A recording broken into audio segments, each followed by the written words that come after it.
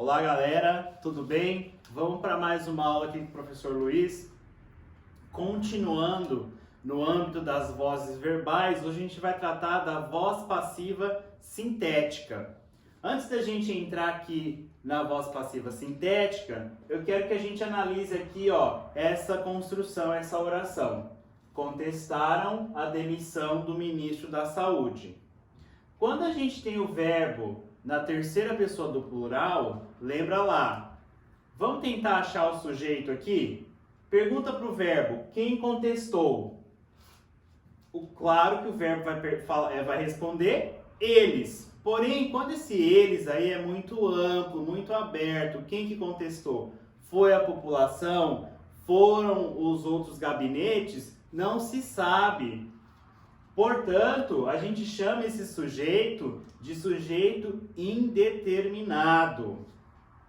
Aí, se a gente pegar aqui esse verbo, contestaram, a gente vai pensar assim, mas contestaram o quê? Opa, se o verbo está precisando de um complemento para dar totalidade de sentido, é um verbo transitivo. Está precisando de alguma coisa aí para completude. Aí, nesse caso da construção que eu trouxe, a demissão do ministro da Saúde, que dá o nosso objeto, certo? Aí, só lembrando rapidinho, que se eu não tenho preposição entre o verbo e o objeto, esse objeto vai chamar de objeto direto, verbo transitivo direto. Não tem a preposição ali, não precisei da preposição, eu tenho um verbo transitivo direto e aqui, nesse caso, um sujeito indeterminado. Mas por que eu trouxe esse exemplo para a nossa aula de hoje? Porque quando a gente transforma essa construção para a voz passiva, essa voz passiva vai chamar sintética. Vamos entender por que ela chama sintética? Contestou-se a demissão do ministro da Saúde. Cadê o nosso agente aqui da ação verbal? Ele não existe.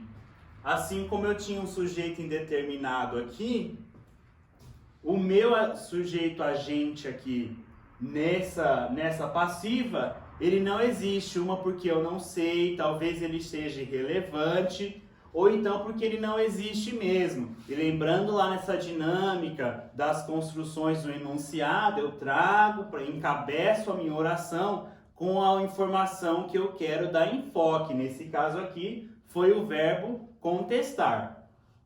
Então, se eu falei lá, contestou-se a demissão do ministro da Saúde, uma dinâmica bem bacana que vai acontecer aqui, O que era objeto direto aqui na voz ativa, quando vai para a voz passiva, ele acaba passando a ser um sujeito paciente, ou seja, aquele que recebe a ação. Olha que legal. E como eu não tenho o sujeito agente aqui, eu usei o pronome apassivador. Nesse caso aqui, esse pronome se, esse pronome oblíquo se, vai chamar pronome apassivador no caso da voz passiva sintética. Uma coisa bem interessante aqui na voz passiva sintética é que objeto direto virou sujeito paciente, sujeito que recebe a ação. Só que olha o que acontece. Esse sujeito paciente, ele está posposto ao verbo, ele está depois do verbo. Que lá na voz analítica, ele está lá, sujeito paciente, locução verbal e agente da passiva. Nesse caso não, o sujeito paciente está posposto ao verbo, usamos um pronome apassivador aqui e eu não tenho agente, o sujeito agente, não tenho agente da ação verbal, porque, de novo, não existe, não sei ou é irrelevante. Tranquilo? Agora, olha que interessante se a gente colocar... Vamos voltar aqui rapidinho. Contestaram. Aí, vamos trocar a demissão pela ação do ministro da Saúde. Contestaram a ação do ministro da Saúde. Uma ação só. Vamos jogar lá para o outro lado, para a voz passiva sintética. Contestou-se a ação do ministro da Saúde. De novo, a mesma coisa aqui. O verbo, pronome passivador e sujeito paciente. Agora, ao invés de a ação, vamos usar as ações. Contestaram as ações do ministro da Saúde. Vamos trazer aqui da voz ativa para a voz passiva sintética. Vai ficar: contestaram-se as ações do ministro da Saúde. Porque lembra que o verbo concorda com o sujeito? E o meu sujeito paciente agora aqui, ó, eu coloquei ele no plural, então meu verbo tem que flexionar de acordo com o meu sujeito. Não pode esquecer dessa, tá, pessoal? Perdão. Agora vamos aqui na voz reflexiva, que dentro das vozes verbais a gente tem lá voz ativa, voz passiva, e na voz passiva vai ter a analítica e a sintética. E a última aqui, a terceira voz, é a voz reflexiva. O que é a voz reflexiva? Olha o exemplo aqui, ó. O réu defendeu-se das acusações. Lembra lá que para o sujeito ser agente, na voz ativa, o sujeito pratica a ação? E na voz passiva, o sujeito recebe a ação? Um sujeito paciente? Nesse caso aqui, defendeu. Quem defendeu? O réu. Então, achei o meu sujeito. Esse réu aqui, olha o que vai acontecer. Ele vai praticar e receber a ação simultaneamente. E aí a gente vai fazer essa construção através do quê? De um pronome reflexivo. Tem exemplos aqui e na apostila também.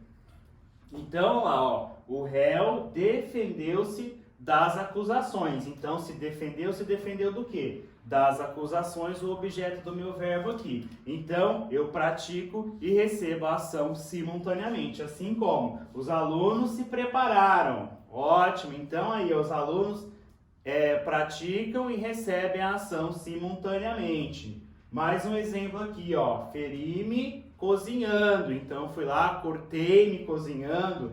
Então, eu mesmo que pratiquei e recebi a ação. E assim, a gente tem essa voz reflexiva, que os pronomes reflexivos recebem o nome para a gente conseguir fazer isso mesmo, praticar e receber a ação. Essa dinâmica do verbo aqui, os pronomes reflexivos ajudam a gente nesse caso. Pessoal, então, ó, com as vozes verbais é isso. Qualquer dúvida, nós vamos ter o nosso momento de interatividade durante a semana. Assista os vídeos, esse vídeo, o vídeo anterior, se caso ficou algum ponto que você não entendeu. E aí, quando o nosso momento de interação, vocês podem trazer aí as dificuldades ou as dúvidas que surgirem. Há exercícios aí nas duas apostilas de vocês para serem realizados. E aí a gente vai continuando com as nossas videoaulas, tudo bem? Até mais, pessoal. Tchau, tchau!